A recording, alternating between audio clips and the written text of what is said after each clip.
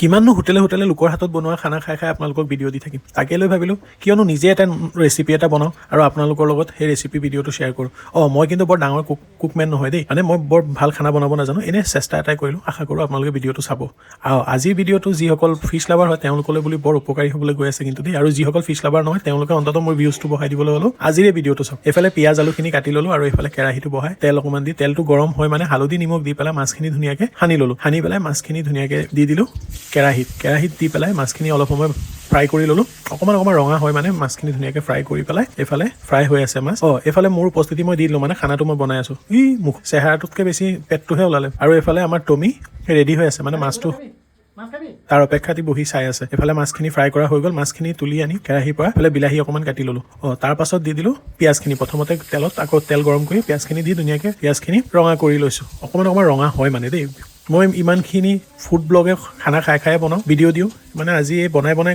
ক'বলগীয়া হৈছে যে অলপ খেলি মেলি হৈ গৈছে দেই মাজত পিঁয়াজখিনি ফ্ৰাই হয় মানে আকৌ আলুখিনি দি দিলোঁ আলু দিয়াৰ পাছত হালধি আৰু অকণমান নিমখ দি পেলাই আপোনালোকে ধুনীয়াকৈ এইটো ফ্ৰাই কৰি ল'ব মই যদি আপোনালোকে ঘৰত বনায় আৰু এইফালে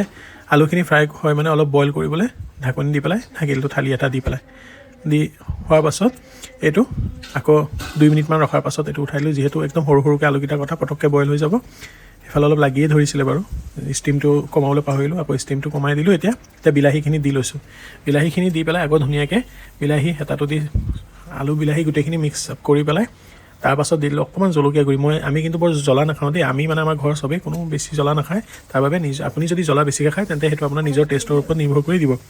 ইফালে ধুনীয়াকৈ গোটেইখিনি মিক্স আপ কৰি ল'লোঁ মিক্স আপ কৰি পেলাই দেখিছেনে ধুনীয়াকৈ এইটো তাৰপিছত অলপ ফ্ৰাই হৈ যোৱাৰ পিছত পানীখিনি দি দিলোঁ পানীখিনি দি পেলাই আকৌ ধুনীয়াকৈ অকণমান হেতাটো চলাই দিলোঁ চলাই পেলাই আকৌ অলপ ঢাকি দিলোঁ যাতে এতিয়া পানীটো অকণমান শুকায়ো যায় আৰু বস্তুটো ধুনীয়াকৈ অলপ সিজিও যায় তাকে লৈ বুলি আকৌ দি পেলাই আকৌ 2-3 মিনিট ৰাখি উঠাই দিলোঁ কেৰাহীৰ পৰা থালি আঁতৰাই পেলাই এতিয়া মই দিবলৈ গৈ আছোঁ ফ্ৰাই কৰি থোৱা মাছখিনি দি পেলাই মাছৰ কোৱান্টিটিটো কম যিহেতু আমি ঘৰত মাছ খোৱা মানুহ মই মোৰ মিছেছ আৰু মাহে ল'ৰা ছোৱালী হ'লে নাখায় মাছ আৰু এইফালে মাছ মোটামুটি হৈ গ'লগৈ 80% হৈ গ'ল এতিয়া অলপ ষ্টিমটো কমাই অলপ পানীখিনি শুকাবলৈ থৈ দিছোঁ আৰু এইফালে হৈ যোৱাৰ পাছত অলপ ধনিয়া দি পেলাই ধুনীয়াকৈ গাৰ্নিছ কৰি লৈছোঁ যাতে দেখা আৰু খোৱাত দুইটাই সুগন্ধিময় আৰু দেখাটো ধুনীয়া হয় আৰু তাকে লৈ বুলি এতিয়া আকৌ অলপ থালিটো দি পেলাই ঢাকি দিলোঁ যিহেতু ধনিয়া গোন্ধটো সেই মাছৰ লগত মিক্স হৈ যাব আৰু এইফালে মাছ বনি ৰেডি দেখিছে নহয় মাছ বনি ৰেডি এইফালে ৰাতিৰ সাজ যিহেতু মই যোৱাকালি নিশা বনোৱা এই ৰেচিপিটো এতিয়া ৰাতিৰ সাজ লৈ বহি গ'লোঁ এইফালে মাছ আছে মাংস আছে আৰু এইফালে এটা বিনছ আলু গাজৰ এটা ফ্ৰাই আছিলে বোলক মাছটো ট্ৰাই কৰি চাওঁ প্ৰথমতে কেনেকুৱা হ'ল নিজে বনোৱা ৰেচিপি যিহেতু লোকে বনোৱা ৰেচিপিটোতো ডেইলি খাই ভিডিঅ' দিয়ে থাকোঁ তাকে লৈ আজিৰ নিজৰ ৰেচিপিটোনো কেনেকুৱা হৈছে খাই আপোনালোকক কৈ আছোঁ মজা